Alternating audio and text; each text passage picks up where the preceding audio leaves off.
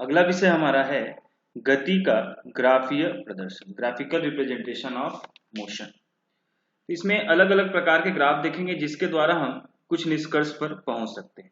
पहला ग्राफ है हमारा दूरी तथा समय के बीच का ग्राफ।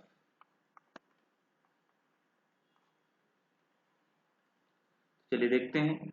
मान लीजिए ये कौन सा अक्ष है, y अक्ष है, और ये हमारा x अक्ष है। x अक्ष पर हम लेते हैं समय को, यानी कि ये समय किसमें होगा, t सेकंड में होगा। और y अक्ष को हम लेते हैं किसमें, यहाँ पर दूरी की बात हो रही है तो यहाँ पर आ जाएगा दूरी, जो कि रहेगा मीटर में। आप किलोमीटर पर आवर में भी ले सकते हैं। अब देखिए, मान लीजिए कि कोई गाड़ी एक समान गति से चल रही है तो उसका ग्राफ इस प्रकार से आएगा सीधा। अब ये यहाँ पर मान लीजिए विस्थापन है और यहाँ पर क्या है, टाइम। तो दो बीच का टाइम हम ले लेते हैं। अगर यदि ले लेते हैं, ये पॉइंट ले लेते हैं, यहाँ पर मान लीजिए टाइम है t1 और इस बिंदु पर टाइम है t2, कोई भी टाइम हो सकता है। और इसी के अनुरूप जो विस्थापन है वो हो जाता है मान लीजिए s1, या दूरी कितना है, s2। तो ग्राफ को देखकर ये ग्राफ किसको दर्शाता है, एक गाड़ी एक समान गति से चल रही है तो यानी कि उसमें क्या हो रहा है, वो हमेशा उसी स्पीड से चलते चलते बढ़ रही है। अब टाइम समय बढ़ रहा है, दूरी भी बढ़ते जा रही है, तो आउटपुट में क्या निकल रहा है हमारे पास, वेलोसिटी। तो यहां से वेग क्या हो जाएगा, तो यहां पर हम पिक्चर के नीचे लिख सकते हैं कि चित्र क्या बता रहा है हमें, एक समान से गतिवान वस्तु।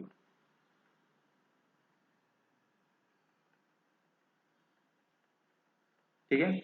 अब यहां पर देखिए, तो यहां पर v अगर वेलोसिटी है तो वेलोसिटी क्या होता है हम जानते हैं, वेग होता है विस्थापन बटे समय अंतराल। तो विस्थापन क्या हो जाएगा, तो फाइनल माइनस इनिशियल, तो दो विस्थापन आपको दिख रहा है कौन कौन से, s2 अंतिम माइनस प्रारंभिक, और समय भी वही हो जाएगा। समय अंतराल लेते हैं तो t2 माइनस t1। तो ये हमारा किसमें आ जाएगा, मीटर पर सेकेंड, क्योंकि हम लोग लंबाई किसमें लिए हैं, मीटर में, समय लिए हैं सेकेंड में। तो इस प्रकार से हम लोग ग्राफ को ड्रॉ कर सकते हैं। अगला ग्राफ देखते हैं हम। ये हमारा पहला ग्राफ दूरी समय का पहला ग्राफ हो गया। दूसरा अगर ग्राफ की बात करें तो असमान रूप से चलने वाले देखते हैं। तो इसका मान लीजिए कि ये y अक्ष है, ये x अक्ष है। x अक्ष पे हमारा क्या रहेगा, t, और यहाँ पर रहेगा हमारा s। ये है दूरी, असमान है यानी कि वो कुछ इस प्रकार से परिवर्तन दिखेगा। ठीक है। तो देखिए, आप एक चीज में अनुभव कीजिए कि यहाँ पर दो बिंदुओं के बीच में जो दूरी है, अगर सेम टाइम को देखेंगे, सेम टाइम पे ये ज्यादा हो जा रहा है। तो अलग अलग पॉइंट पर देखिए काफी डिफरेंस है। तो इस तरह के जो ग्राफ होते हैं वो किसको दर्शाता है, वो दर्शाता है हमें कि असमान रूप से गाड़ी चल रही है। ठीक है। तो ये ग्राफ किसको दर्शाता है, तो ये चित्र क्या बताता है, असमान रूप से गतिमान वस्तु।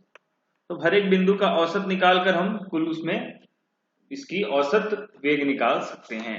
यहां पर वेग समान होगा, यहां पर वेग अलग अलग है, इसलिए हम यहां पर कौन सा वेग निकालेंगे, औसत वेग।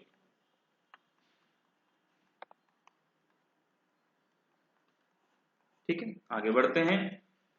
अगला जो ग्राफ हमारा रहेगा वेग समय का ग्राफ।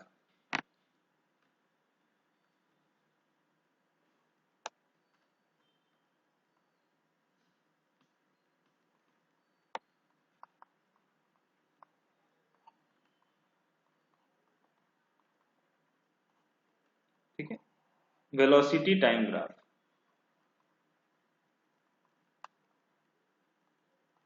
इसमें पहला देखते हैं,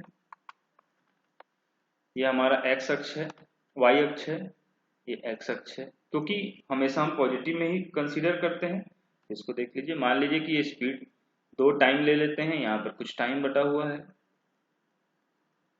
ये क्या है, समय है। समय किस में रहेगा, t सेकंड में, और यहाँ पर है हमारे पास वेग जो v मीटर पर सेकंड में। ठीक है।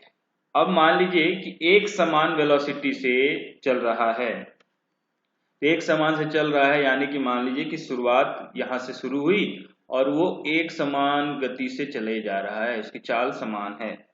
ठीक है, ये मान लीजिए कि एक बीच का कोई बिंदु ले लेते हैं, ये है T1, ये बिंदु ले लेते हैं T2, और इस समय जो वेग होगा वो वेग होगा क्या, V1 या V, और हमेशा वेग तो समान है तो V ही होगा।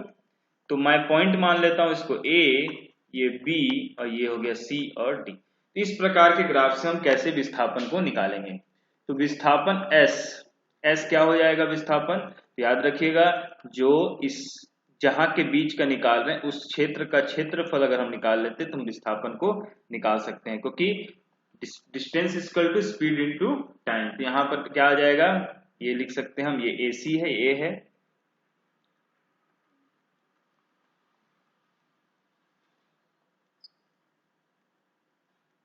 ये हमारा A है, तो S क्या हो जाएगा यहाँ पर, AC गुना CD, AC गुना CD। अब AC क्या है, AC यहां से लेकर यहां तक वेलोसिटी है, तो हम यहाँ पर वेलोसिटी मान लीजिए कि टोटल कितना से चल रहा है, 40 मीटर पर सेकंड से, तो ये तो फिक्स है तो हमने लिख लिया 40 मीटर पर सेकंड। लेकिन CD क्या है, तो CD हमारा टाइम है, तो वो चेंज हो रहा है, तो उसको हम लिख सकते हैं T2 माइनस T1। अब जो अंतराल रहेगा हम ले सकते हैं, यहाँ मान लीजिए 5 सेकंड है, 10 तो 10 माइनस 5। तो इस प्रकार से हम क्या निकाल सकते डिस्टेंस। अब ये किस में हो जाएगा, सेकंड में, सेकंड सेकंड कैंसिल हो जाएगा, दूरी किस में आ जाएगी, मीटर में। ठीक है, इस तरह से हम निकाल सकते हैं। 40 कब होगा, जब T2 की बात करेंगे, ये अभी वैल्यू नहीं है, जो भी वैल्यू आएगा हम टाइम को यहाँ पर भर सकते हैं। तो ये ग्राफ किस चीज के लिए है, जब समान वेग हो, क्या हो, वेग क्या हो, समान वेग हो, या फिर हम कह सकते हैं कि इसमें कोई त्वरण नहीं हो रहा है, जिससे चला आ रहा है। वेग में परिवर्तन अगर निकालेंगे तो क्या होगा, यहाँ भी 40, यहाँ भी 40, शून्य, यानी वेग में परिवर्तन 0, यानी त्वरण 0 है। तो जिस त्वरण से चल रहा है उसी त्वरण से चल रहा है, इस प्रकार के त्वरण को हम लोग शून्य त्वरण भी कहते हैं। आगे देखते हैं, एक समान त्वरित गति से, यानी कि त्वरण समान होगा लेकिन वेग में परिवर्तन होगा। तो एक समान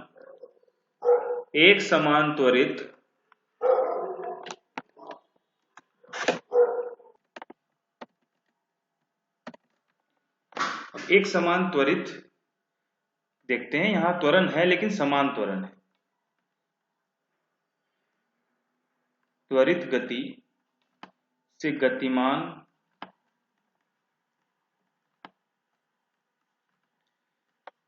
किसी कार का ग्राफ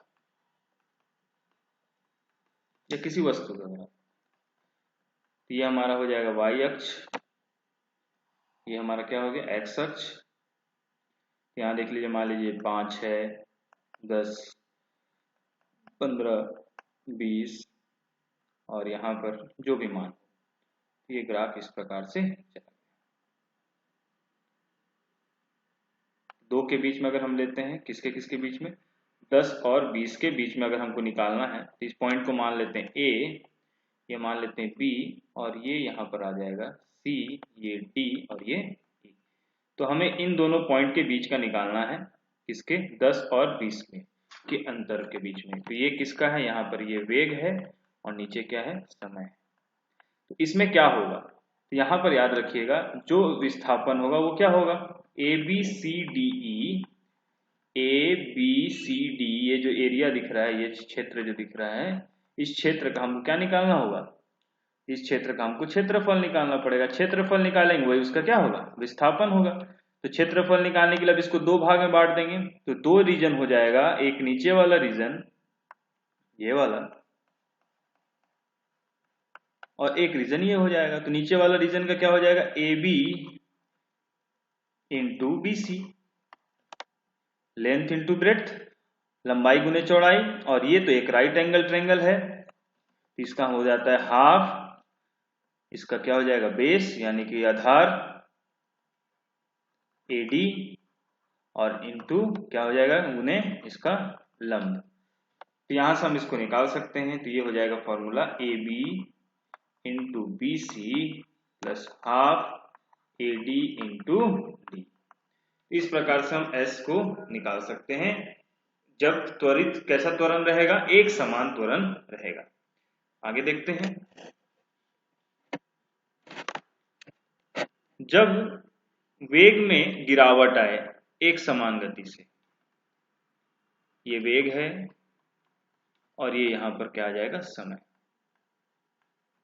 ठीक है, तो क्या क्या अंतर आ रहा है इसमें, देखिए इसमें क्या हो रहा है, वेग धीरे धीरे क्या हो रहा है, कम हो रहा है, कम होते होते शून्य हो गया। यानी कि अगर ये स्ट्रेट लाइन है तो इसका मतलब है कि यहाँ पर क्या हो रहा है, त्वरण ऋण हो गया, निगेटिव हो गया, और त्वरण निगेटिव हो गया, इसका मतलब क्या है कि वेग में परिवर्तन ऋण हो गया, और वेग में परिवर्तन ऋण हो गया, इसका मतलब क्या होता है कि वेग में को क्या कहते हैं हम लोग, मंदन। तो ये किस तरह का ग्राफ है, मंदन का ग्राफ है। ठीक है, तो ऋणात्मक त्वरण इसको बोलते हैं।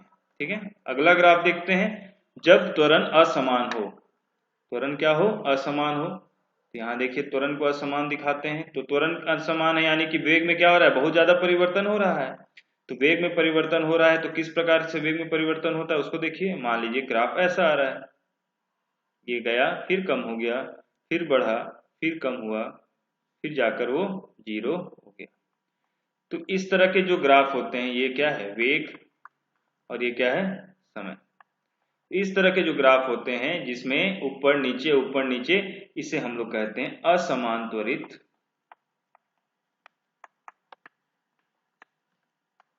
गति से गतिमान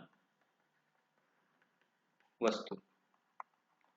ठीक है, अब इन ग्राफ को देख के हमको एक चीज समझ में आया कि ग्राफ को देखकर हम समझ सकते हैं कि ये किस चीज का ग्राफ है और इससे हम कैसे बाकी चीजों को निकाल सकते हैं। अब इन सभी ग्राफ को देखकर हम वेग के कुछ समीकरण तक पहुंचेंगे।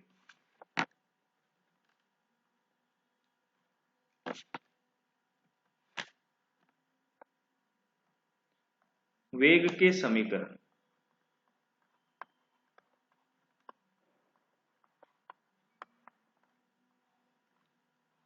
इक्वेशन ऑफ वेग, वेलोसिटी। तो पहला वेग का होता है जिसमें हम क्या निकालते हैं, त्वरण। हम ग्राफ से देख चुके हैं कैसे निकालते हैं, तो हम डायरेक्ट फॉर्मूला लिखते हैं, वो होता है v equal to u plus a t, जहां पर v क्या है, अंतिम वेग, u क्या है, प्रारंभिक वेग, और t क्या है, समय, और a हम जानते हैं इसे क्या कहते हैं, त्वरण। तो यहां से हम दोनों फॉर्मूला को लिख सकते हैं। अगर त्वरण निकालना है तो ये हो जाएगा v माइनस यू बाई। ठीक है, दूसरा जो वेग का समीकरण है वो विस्थापन निकालने के लिए होता है। विस्थापन जो अभी तक ग्राफ में हम देखे जा रहे हैं वो होता है s equal to u t plus half a t square. आपको अब समझ में आ गया होगा ये आया कहां से, तो ये आया हमारे पास ये वाले से। देखिए ये जो दिख रहा है A B into B C, ठीक है, और यहाँ पर half A D into D, तो अगर सेम होगा तो ये डी स्क्वायर हो जाएगा। तो यही हम यहाँ पर बात कर रहे हैं। यहाँ पर क्या आ रहा है, देखिए ए टी स्क्वायर। तो ये हो गया हमारे पास विस्थापन निकालने की बात। यहाँ पर हम जानते हैं एस क्या है, एस है हमारा यहाँ पर विस्थापन, यू क्या है प्रारंभिक वेग, ए क्या है त्वरण, और टी क्या है समय अंतराल। इस प्रकार से हम विस्थापन को निकाल सकते हैं। अब इन दोनों समीकरण को 1 और 2 को मिलाकर हम एक तीसरा समीकरण निकालते हैं जिसको हम कहते हैं यहाँ पर, जिसमें क्या क्या मौजूद होता है, वो है v square minus u square equal to 2as। ठीक है, ये अलग से कोई वेग का समीकरण नहीं है। इन दोनों को हम क्या किए हैं, यहाँ पर t का मान को इसमें रख दिए हैं, t का मान को यहाँ से उठाकर इसमें रख दिए, और समीकरण हमारा बन गया v square minus u square equal to as। इसमें जब हमें t का मान नहीं दिया होगा और बाकी मान दिया होगा, उस केस में हम ये इक्वेशन को उपयोग में लाएंगे। तो ये 3 प्रकार के समीकरण हैं। हम तीनों प्रकार के समीकरण को देख चुके हैं कि v square minus u square equal to 2as, और t यहाँ पर क्या है, यहाँ पर v क्या है अंतिम वेग, u क्या है प्रारंभिक वेग, a त्वरण, और s विस्थापन। ठीक है, तो इसके साथ ही हमारा ये चैप्टर खत्म हो गया, और इस चैप्टर के कुछ प्रश्न है जो इन समीकरणों के आधार पर उसे हम अगली कक्षा में देखेंगे। तब तक के लिए धन्यवाद।